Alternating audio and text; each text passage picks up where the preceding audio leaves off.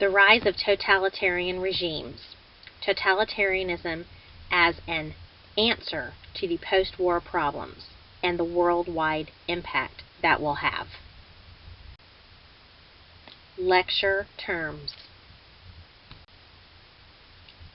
Before we start talking about individual examples of totalitarianism, I think it's important for us to take a moment to understand the common traits that all totalitarian regimes share. Now, we're going to be talking about examples of totalitarianism of the left wing on the political spectrum, as well as on the right wing of the political spectrum. What's important to note is that totalitarianism in general is extreme. Left-wing brand totalitarianism we usually associate with communism, in particular with Soviet communism in the Soviet Union, since that's the first, quote, communist revolution that happened. Right-wing totalitarianism we usually associate with fascism, both in Italy and in Germany. It's important to recognize that the political ideologies of left-wing totalitarians and right-wing totalitarians were on opposite ends of the political spectrum, going extreme far left beyond regular Marxist socialism for the left-wing totalitarianism for Soviet communism, and going far to the right of authoritarianism, of conservatism, etc., for the right-wing fascist totalitarians. They couldn't be more different when it came to their political ideologies, on complete opposite ends of the spectrum.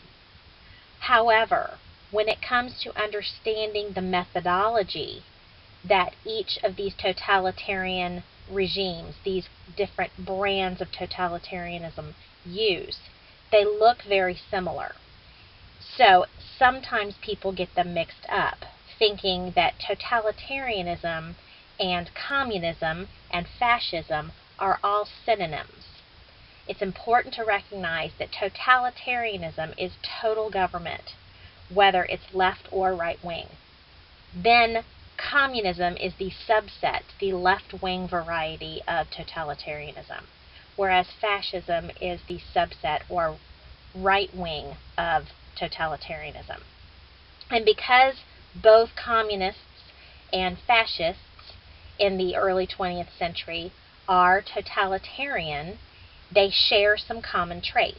And so that's why it's important for us to understand those common traits before we discuss the different examples, left and right wing. First of all, they use common methodology. This means common ways that they use to come to power and to keep power. In general, as we will see as we move into the early 20th century, the post-war era, most of the European economies were in a slump, and economically depressed countries are most vulnerable to totalitarian takeovers. Totalitarian dictators make promises to fix extreme problems, like faltering economies. And when people are in such dire straits, especially after World War I, as we've discussed, people were in real bad positions, economically, socially, politically, you name it.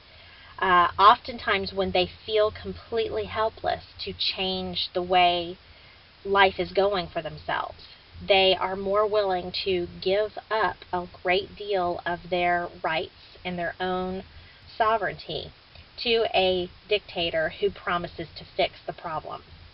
So economically depressed countries are the most vulnerable to totalitarian takeovers. And that's why we see the rise of totalitarianism after World War I, because of the economic situation that the world was in. Another common trait with the methodology is the fact that totalitarian regimes claim that there is an emergency kind of mentality going on at all times. One of the ways that totalitarian dictators take control is by claiming that there's an emergency that requires them to take control. we need to suspend all civil liberties for X amount of time in order to handle this emergency situation.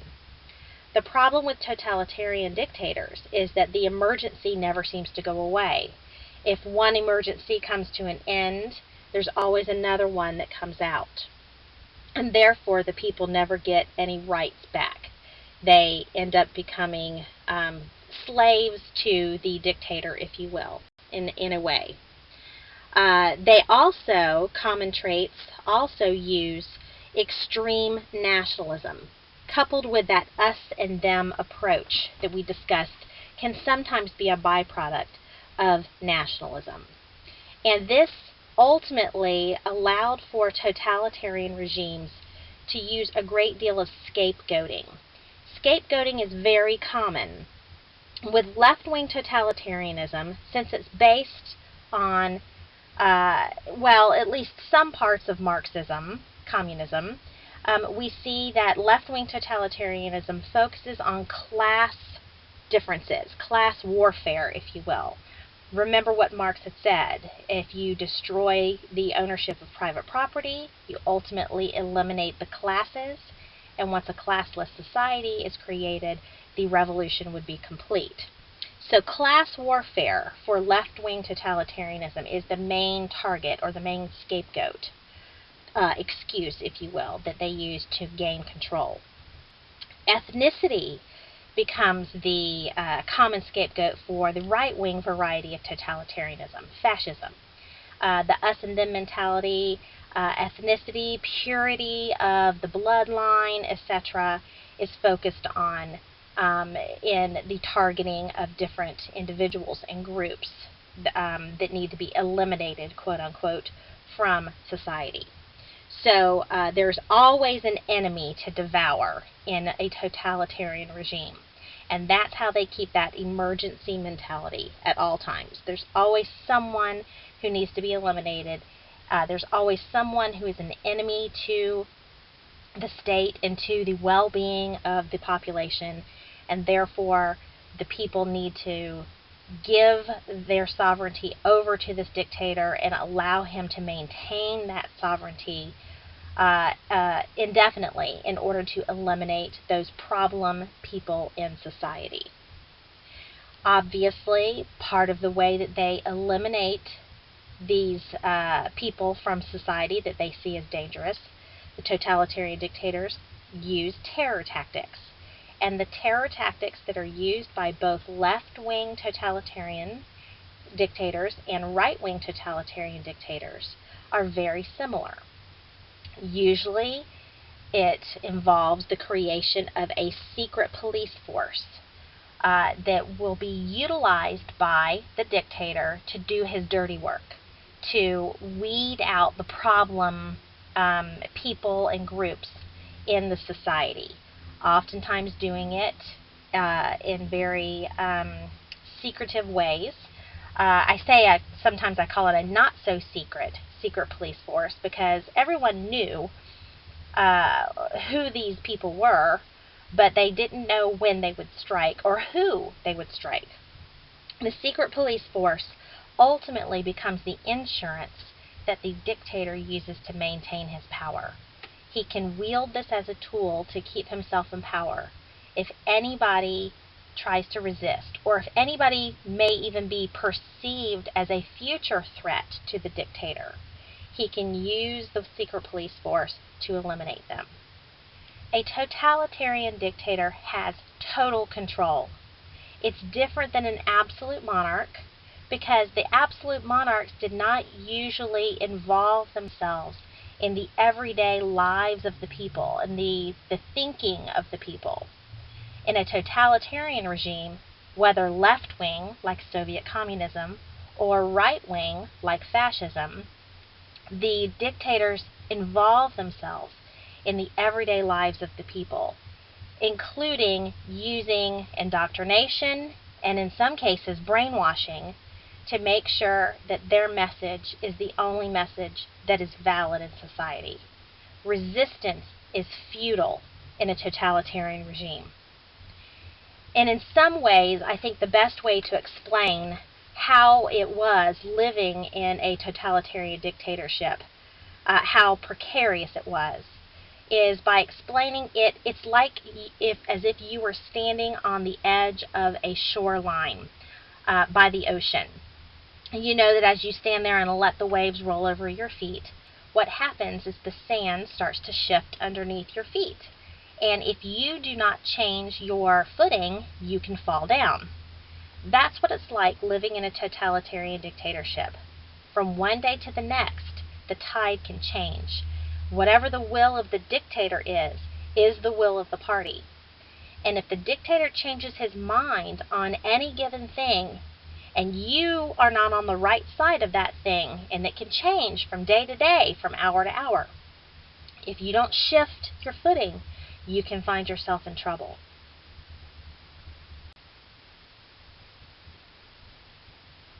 Now I'm going to discuss some examples of Soviet communism in Russia, using them as examples of left-wing totalitarianism that was originally based on class warfare. It all starts in Russia with the return of Lenin to Russia and the Bolshevik Revolution between October and November 1917. Now, we discussed this already, but just to review, if you recall, the Tsar had been deposed, had abdicated his throne earlier that same year in March of 1917, and a provisional government was established that was based more on a kind of Republican ideal, constitutional government. But it was provisional because they were still in the midst of the war and trying to handle that war effort. As we discussed before, the support for the war had become very lackluster in Russia. And as Lenin returns to Russia, speaking his anti-war propaganda, saying that Russia had no business being in this war, there were too many troubles at home that needed to be resolved, including the starvation and the famine, and the fact that Russia was not fully industrialized, etc. Those problems need to be dealt with first, according to Lenin. And he gained a great deal of support. Eventually, his supporters, the Bolsheviks, which could also be known as the Soviets, will be able to take over that provisional government and topple it. As the Bolshevik Revolution takes place and Lenin takes over, establishing himself as the head of the Soviet Party, ultimately they break down all of the classes in Russia, just like Marx had said would happen with the proletariat revolution. All of the classes disappear. But did they really? Because what happens is that professional group of revolutionaries that Lenin wrote about in What Is to Be Done, which you read, that professional group, the Bolsheviks, aka the Soviets, they actually never disband themselves. They become the heart of the party, and the party controls the government. And the government, of course, is the party is controlled by the one man, the dictator, Lenin. So in reality, all of the classes did not disappear. They just amalgamated all of the original classes. Everybody would be the same except for that small group of professional revolutionaries, the Soviets, the communists, the members of the party. And of course, they were controlled by the one man. Instead of a classless society where the state disappears, like Marx claimed would happen, what happened in Russia was the establishment of a left-wing totalitarian dictatorship.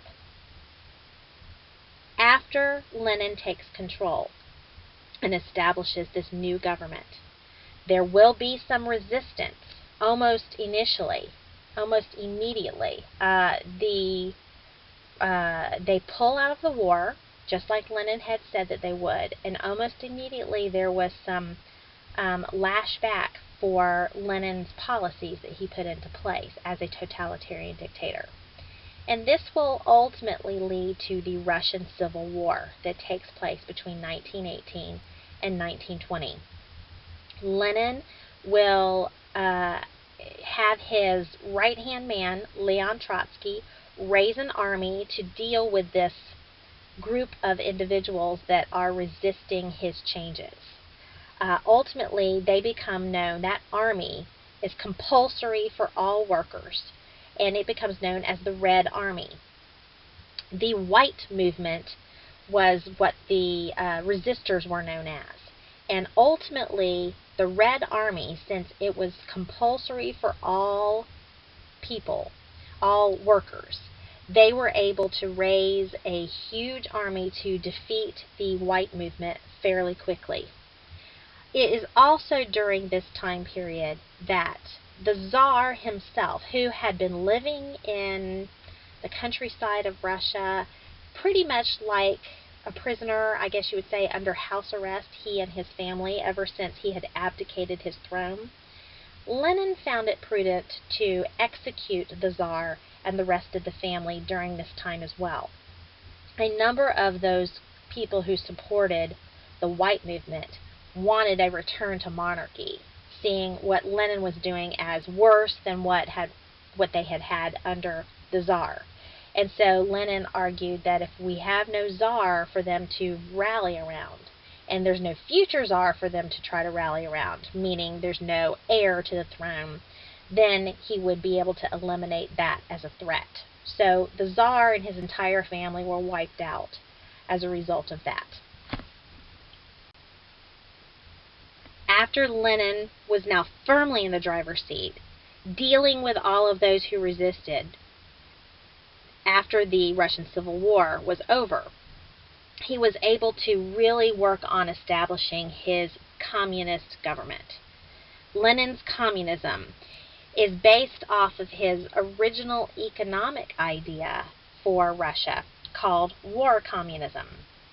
And with war communism, what he was attempting to do was, first of all, confiscate all private property. Remember, he was originally a Marxist, and so he wanted to eliminate the ownership of private property. So he confiscates all property, including farmlands and businesses, and he eventually tries to, they all come under the umbrella of the state, which of course is controlled by the party, which is of course controlled by him, the dictator. He did not give any kind of compensation for the confiscated property, and this of course will eventually lead to some backlashes against his policies. It was massively unpopular, and actually with the state controlling the farming as well as the trying to force industrialization and create more industrial output through this policy of war communism, Russia actually produced less than they had prior to the Bolshevik Revolution. And so eventually Lenin is forced to backtrack on some of those policies. By 1922, he has to establish a new plan for the economy in Russia. This is something that totalitarian dictators can do. It is completely up to them what they want to do. They don't necessarily find themselves having to adhere to a particular ideology. They may have a basic ideology at the start, which was, of course, for Lenin, Marxism, quote, communism, but he can change his mind. He is a totalitarian dictator. He has total control. So if he wants to change his mind, everyone else has to come on board with him, as he is the dictator. And that's what we see happen with Lenin's new economic policy, the NEP. He tries to revive the economy of Russia through the NEP, where he temporarily restored some aspects of a market economy, allowing for some private enterprise, especially in the realm of agriculture, because he wanted to encourage the farmers that now, of course, were having to work on, state farms. He wanted to encourage them to produce more. And so what he did was he allowed the peasants to sell any surplus crops that they were able to yield on the market, at free market prices. They were required, they had a quota that they had to fulfill for the state every year, but anything beyond that, anything that they produced beyond that, they could sell at the free market price. And this ultimately encouraged them to produce more. Under war communism, they were not meeting the quotas.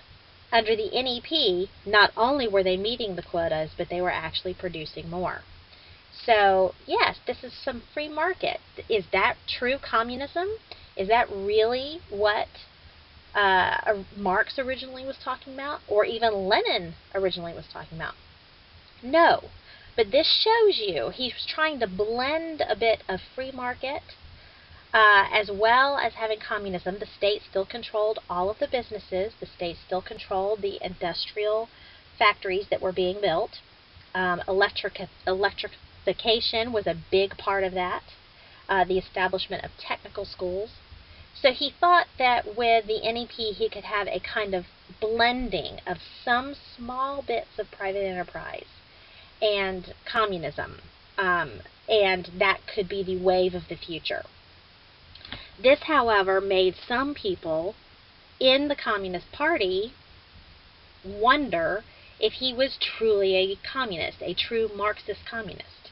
But of course they couldn't speak out against him, because if they did, he could use his secret police force that he called the Cheka.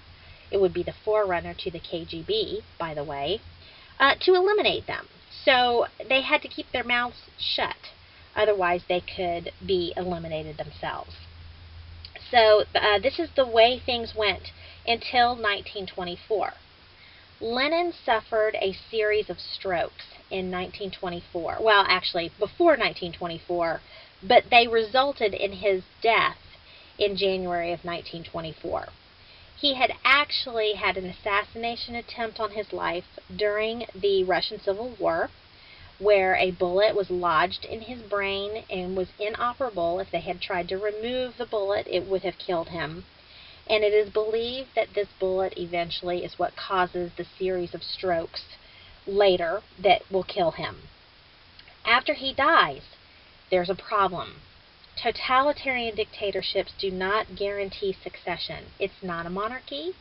It's completely dependent on the cult of personality, the will of the dictator, and so therefore there is no real guaranteed succession, because since it's based on the cult of personality of that individual, you can't duplicate that to pass it on. This led to a bitter power struggle among the Bolshevik leaders to determine who would succeed Lenin. And it came down to a tug of war between Leon Trotsky, who had been kind of Lenin's right-hand man. Everybody kind of assumed that he would be the one to take over. But he had a challenger within the party, and his name was Joseph Stalin. Joseph Stalin was ultimately able to take over and become the next dictator in Russia, defeating Trotsky and his supporters. He was able to do this by working very diligently behind the scenes within the Communist Party, even prior to Lenin's death. He was one of those who felt that the NEP was too capitalist. He kept his mouth shut in ways that might get him in trouble, but eventually he was able to collect IOUs, etc., within the party. So when it came down to Trotsky versus himself over who would take over after Lenin, he was able to rise to the top. Stalin is the name that he chose for himself, which means man of steel. And Stalin will embark upon a process of changing Russia away from the NEP.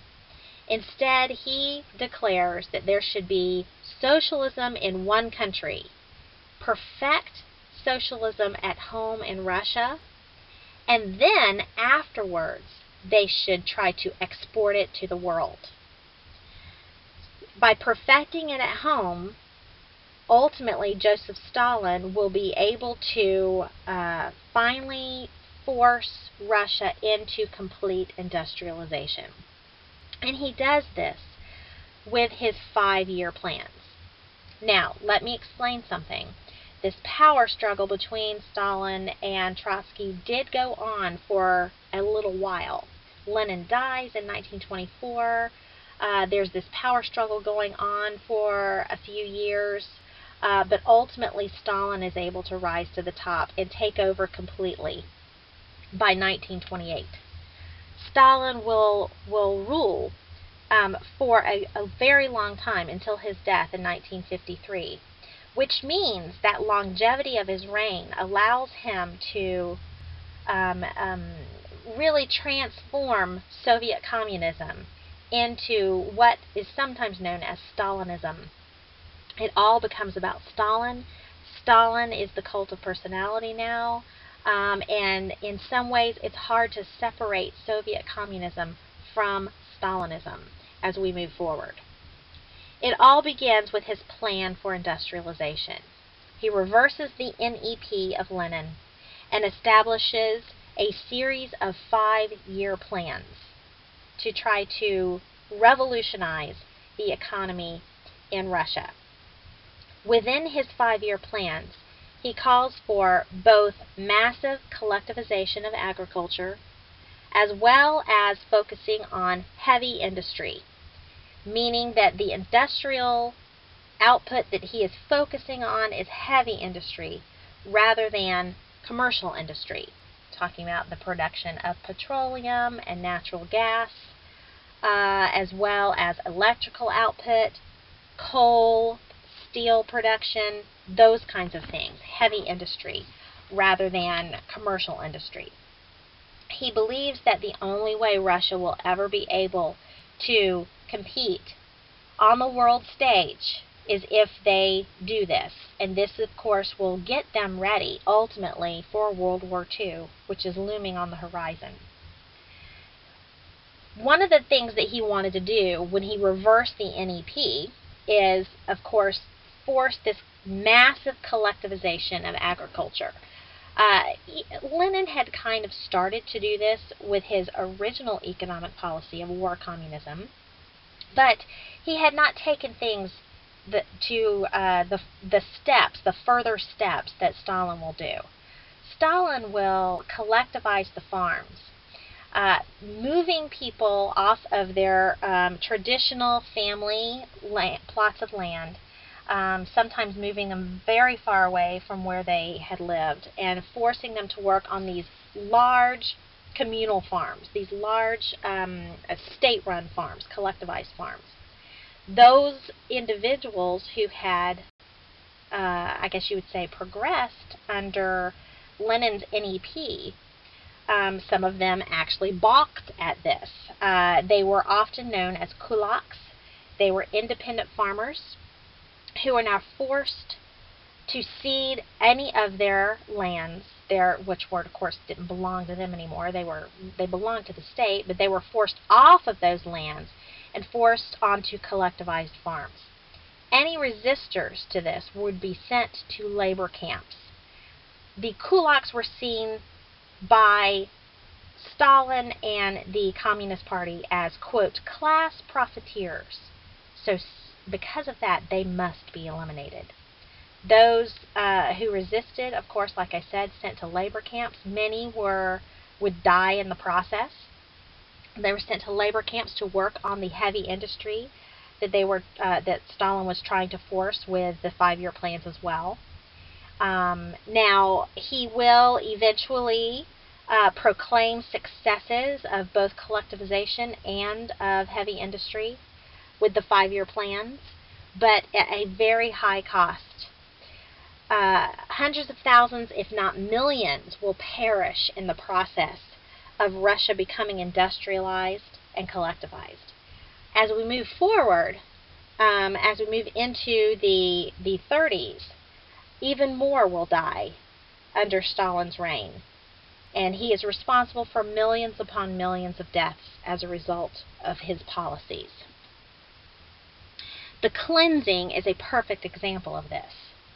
Even those who belonged to the party itself, to the Communist Party itself, were subject to his, I guess you would say, paranoia. Stalin eventually suspected certain individuals of maybe going against his policies, of being in opposition to him. Anybody that he knew was a threat, he would eliminate. But anybody that he thought might be a threat in the future, he would also eliminate with the cleansings. And, of course, this will eventually lead to an intra-party civil war, if you will. He removed all people he suspected of opposition within the party between 1935 and 1938. This is sometimes known as the Purge. 2/3 of the Central Committee of the Communist Party were killed. Half of the Red Army's highest-ranking officers were killed. They were seen as being too supportive of Trotsky and his attempt to claim authority upon the death of Lenin, and so they would be eliminated. Ultimately, resistance would be futile against Stalin, and he will eliminate millions of people in the process of cleansing Russia of any opposition. Now we're going to talk about the right-wing brand of totalitarianism, fascism. Fascism takes place in two places, Italy and Germany. And of course, it's right-wing totalitarianism based on ethnocentrism. We're going to start by talking about some common traits of fascism, and then talk about, of course, fascism in Italy and fascism then in Germany. Now, fascism really does begin in Germany. And ultimately, the word fascism comes from the word fasces, which was a symbol from the Roman Empire that represented the authority of the emperor way back when. Now, since, of course, the Roman Empire is seen as the history of Italy, when Italy controlled the world, if you will, this, of course, becomes the image that the Italian fascist dictator Mussolini wants to precipitate, wants to facilitate, if you will. And eventually, this kind of idea of authority and of magnificence, and you need to bow to the authority of the dictator, will influence other movements, other fascist movements. It starts in Italy, but influence other fascist movements. As we know, other movements in Europe, meaning Germany, under Adolf Hitler and the Nazis, but in other areas as well, Asia and Latin America, there will also be some fascist uprisings, some fascist dictators that rise to the forefront, kind of following the example that Mussolini had set. Now, the common elements of fascism are, of course, the primacy of the state over the individual. That's really a totalitarian idea, whether it's left-wing or right-wing, as we discussed earlier. Devotion to a strong leader is also something that is totalitarian in general. But the ethnocentrism, the us and them mentality of totalitarian dictators, as I said, whether left or right-wing, while the right-wing variety focused on ethnocentrism, targeting of different ethnicities, trying to maintain a kind of purity of ethnicity within the country. Fascist totalitarianism was very militaristic. It was also anti-communist, even though the great deal of totalitarian communism was going on in Eastern Europe with the rise of the Soviet Union under Lenin and then Stalin. Even though they were using very similar tactics of the fascists, as I mentioned earlier in this lecture, They were actually on opposite ends of the political spectrum, one far left wing, one far right wing, one promoting class warfare, the other promoting, targeting different ethnic groups. And because they were on opposite ends of the political spectrum, they were political enemies, using similar methods, similar characteristics, but actually on opposite ends of the political spectrum. I know sometimes that may sound confusing, but that is the way it is. And that's something that you need to wrap your head around. Also, as I have up here, chauvinistic and xenophobic was also part of the character traits of the growth of European fascism as well. Now we'll talk about some specific examples, of course, beginning with fascism in Italy under Benito Mussolini. After World War I, Italy was in a bad position. Italy had started the war on the side of the Central Powers. They had originally been part of the Quadruple Alliance, which eventually becomes the Triple Alliance, and they switched sides in the war in 1915. They didn't really have a great deal of influence in the treaty negotiations after the war was over either, largely because of that switch of loyalty in the midst of the war. Since they ended on the side of the Allies, ended the war on the side of the Allies, the Italians had hoped that they would be able to capitalize on being part of the victors. At the treaty negotiations that occurred after World War I, they were not given a lot of the territorial demands that they were asking for. And the result is the Italian government official that was sent to the treaty negotiations ended up leaving in a huff, if you will. And this led to a great deal of resentment among the Italian population towards those victors in Europe that they were supposed to be their allies. This led to a great deal of resentment. They felt as if they were treated unfairly, that they were ignored, like the cousin that is not really paid attention to at the Christmas dinner, and they didn't like that. So ultimately, this led to the growth of some, or the proliferation of some pretty radical political factions within Italy that started to run for office. Remember, Italy had a constitutional monarchy. They had a constitutional government, which meant that there were elections for the Italian parliament on a regular basis. The fascist party under Benito Mussolini was one of those parties that started to run for seats in parliament after World War I was over. And they weren't really winning a lot of seats. They made kind of a poor showing in the post-World War I elections to the Italian parliament. And because Italy was in economic and social turmoil, they started to use that as a platform to try to gain more support. However, they were not winning enough seats in Parliament to have any kind of majority and have any kind of their ideas really being adhered to as the Parliament moved forward. You see, your party had to have a majority or at least a larger percentage of seats in order to really negotiate to get your ideas passed in the government. So they decided, the Italian fascists under Mussolini decided to take matters in their own hands. And instead of going through, the long process to try to win over more people to get the votes that they needed, they instead, under their leader, Mussolini, a former newspaper editor, so he had the power of the press behind him, he was able to use that as propaganda to gain some support.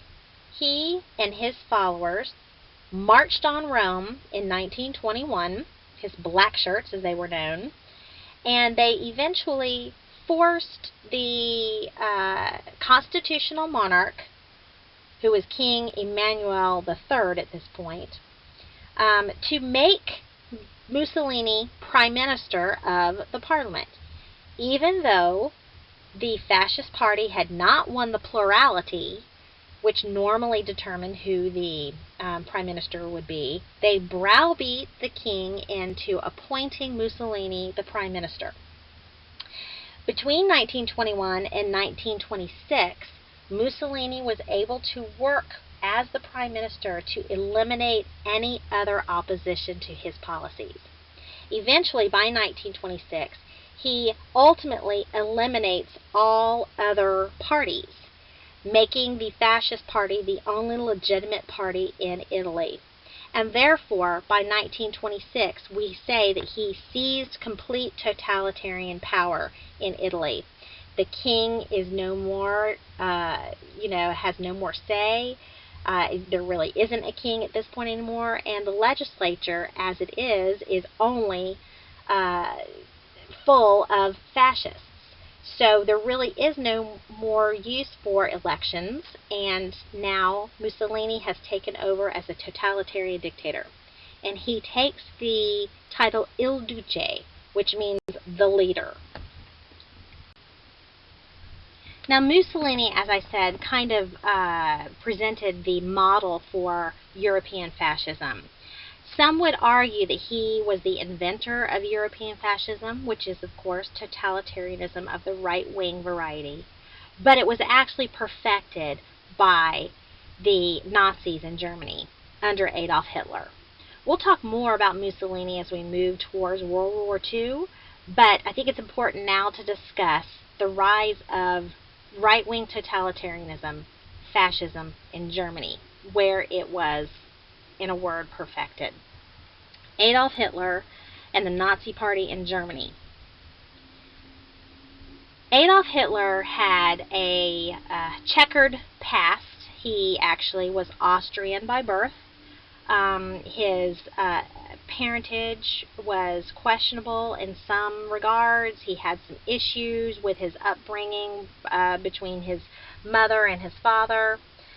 He ultimately felt rejected by regular bourgeois capitalist society in Austria when he attempted to attend a very prestigious art school in Vienna, Austria, and he was rejected.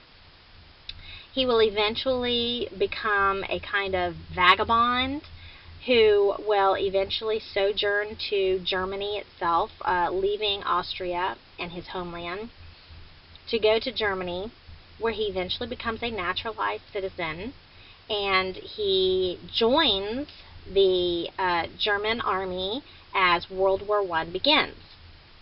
He will never rise past the rank of corporal in the German army, but he does suffer in the trenches. He actually receives the German Iron Cross for being wounded in battle. His wounds actually was from gas. He was gassed in the trenches.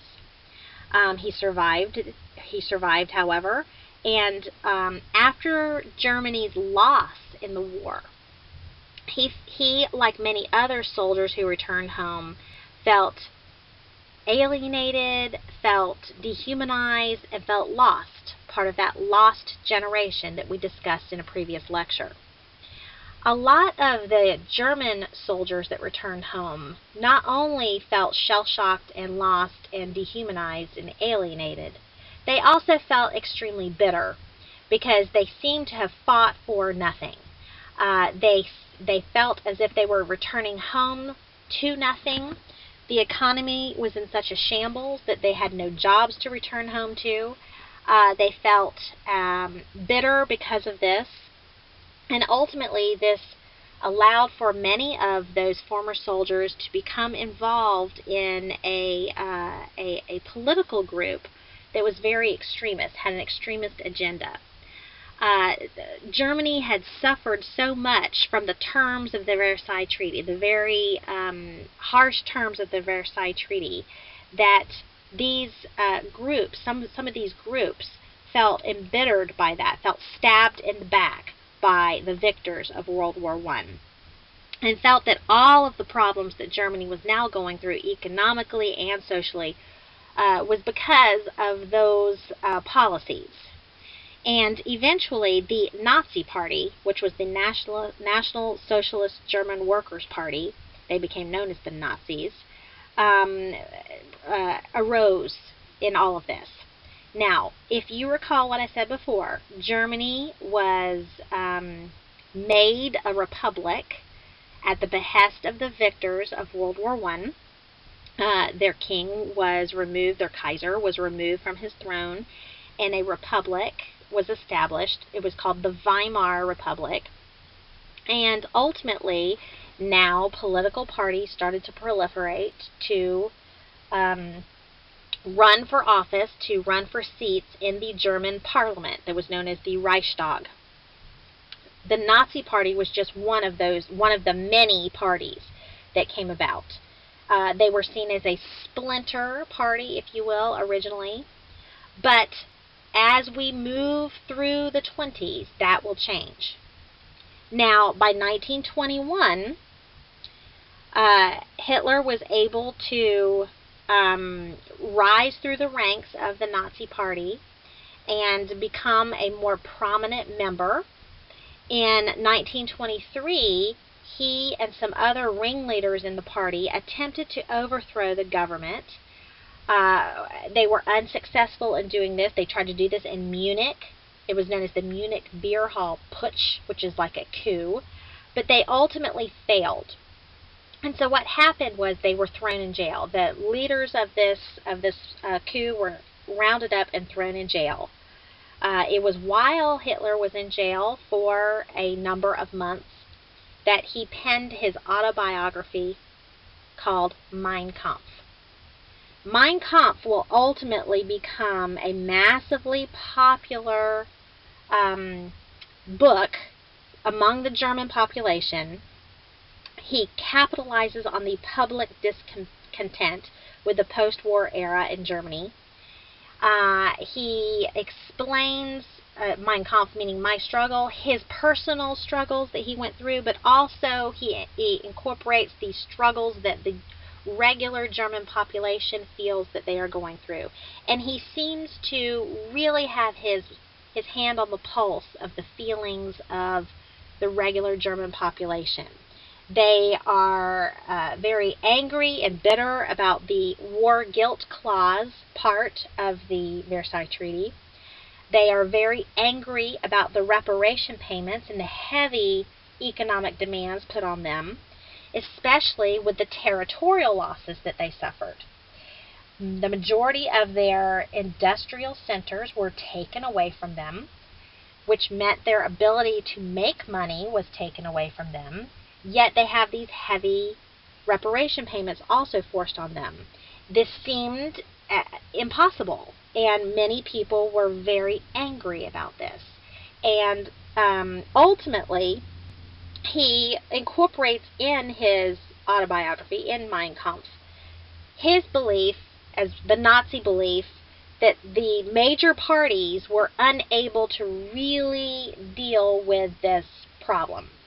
And he will eventually claim that it will be the Nazi Party that will ultimately pull Germany out of this decline, out of this spiral of decline, economic and social decline.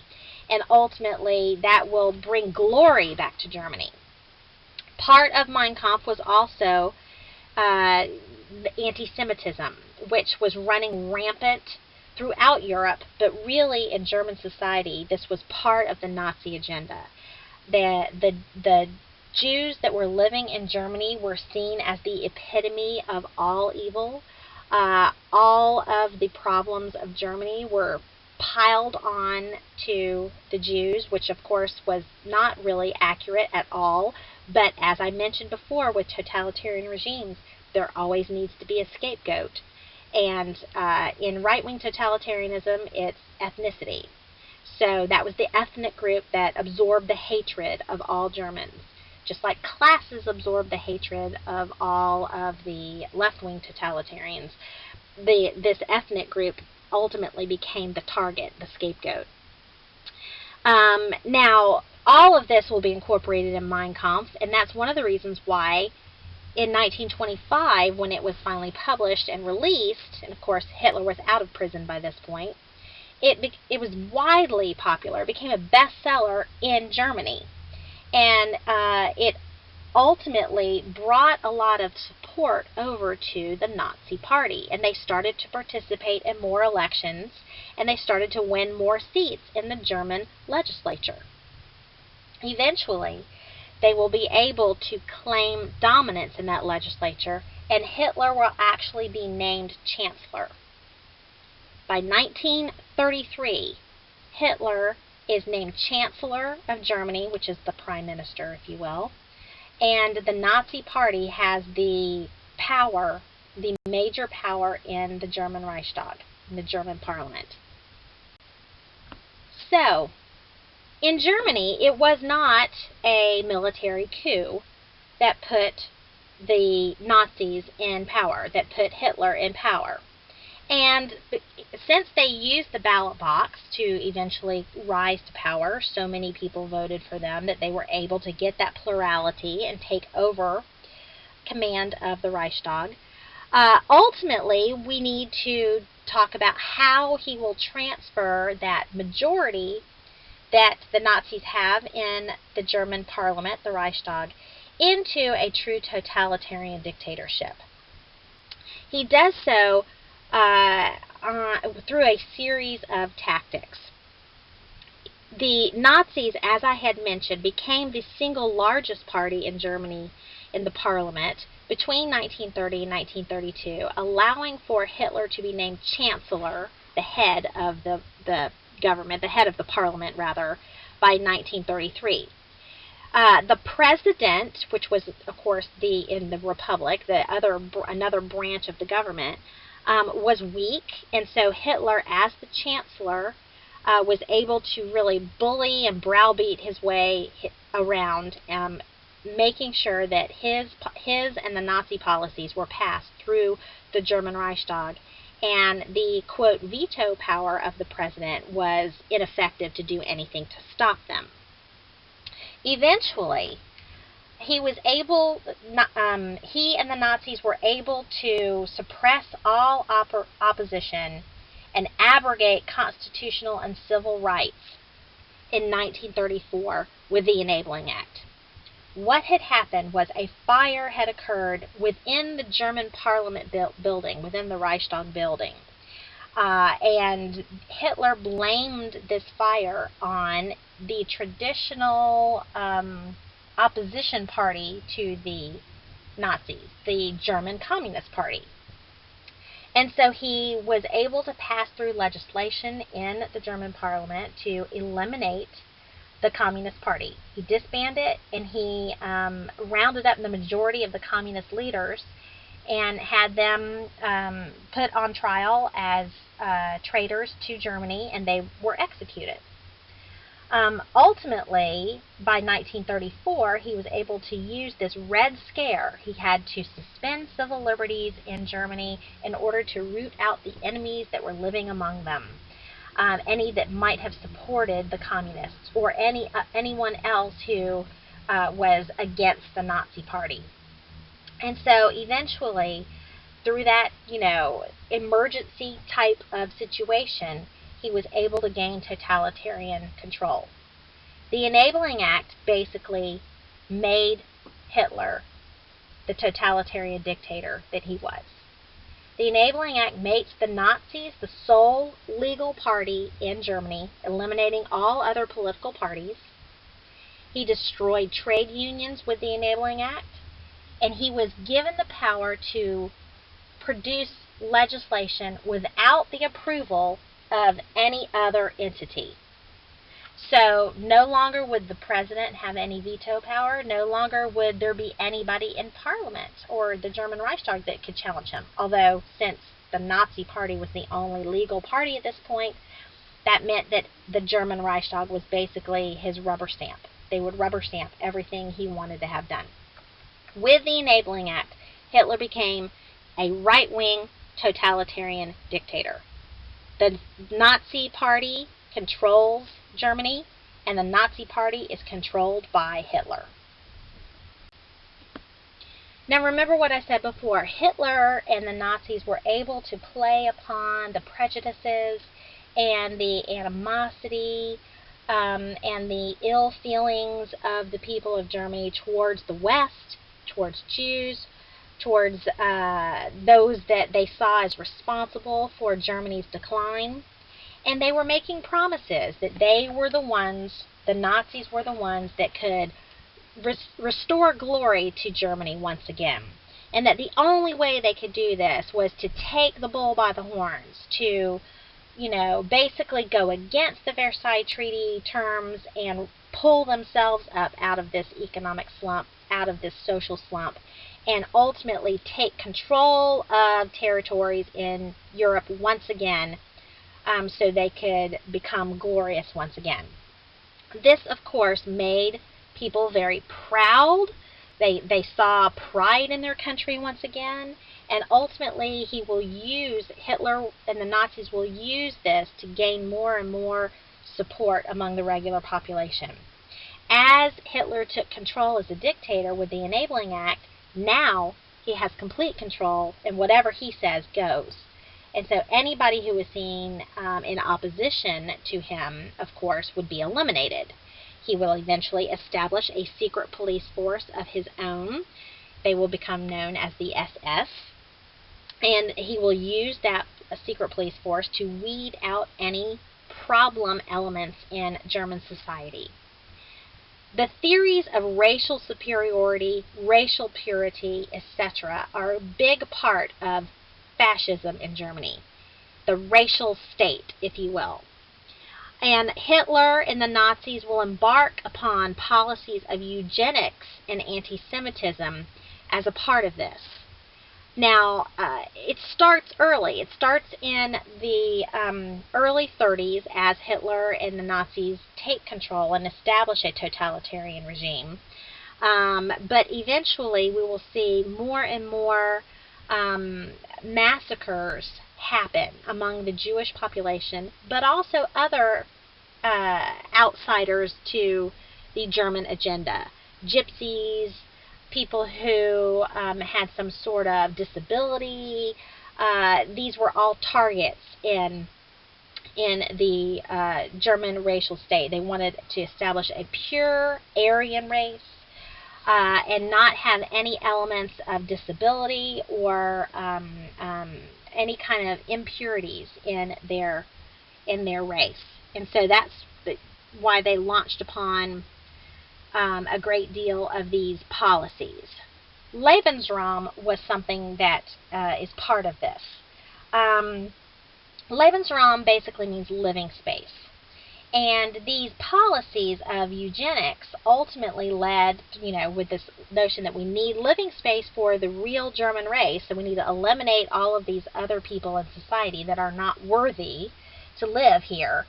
It led to compulsory sterilization of about 30,000 Germans. Abortions were illegal for healthy Germans, but they were mandatory for those that were seen as, quote, hereditarily ill, or who were, quote, racial aliens, meaning non-pure Germans. Euthanasia programs also killed about 200,000 people with physical or mental handicaps between 1939 and 1945. And all of this was in the name of Lebensraum. We need living space for the Aryan race. And, of course, the Jews were particularly the target of these policies. This will eventually lead to a number of things happening even before World War II begins. In 1935, the Nuremberg laws were passed by Hitler and the Nazi Party that defined a Jew based on a racial basis. If you had 1/4 of your heritage as Jewish, you were considered Jewish. And that meant that you were not allowed to marry outside of your race, and you were oftentimes targeted economically and socially. Eventually, this will lead to more policies against the Jews. They will be attacked on a regular basis, and this will be sponsored by the government themselves. In 1938, November 9th and 10th of 1938, there was a series of attacks on the Jews. It was known as Kristallnacht or Crystal Night. It was a countrywide pogrom on the Jews, which is called the Night of Broken Glass, because you could hear the glass breaking all over Germany. Jewish homes and businesses and synagogues were all attacked. Rocks were thrown through windows. Fires were set.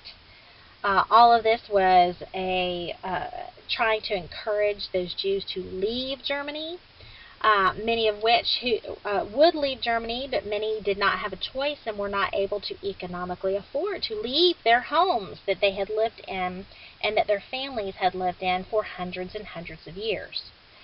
Ultimately, this will just be a precursor to the massacres that will happen under the policies of the Nazis during World War II that lead to the Holocaust. The final solution is something that will be discussed in a later lecture, but ultimately the attempt to eliminate the Jewish race will lead to the massive killings of millions of Jews. But it's not just the Jews that fall prey to the Holocaust. Others who were seen as not worthy of living in the Aryan society were also subject to the Holocaust. Ultimately, we see about 11 million killed total, but more than half of that were Jews. We'll talk more about that in a later lecture. Thank you.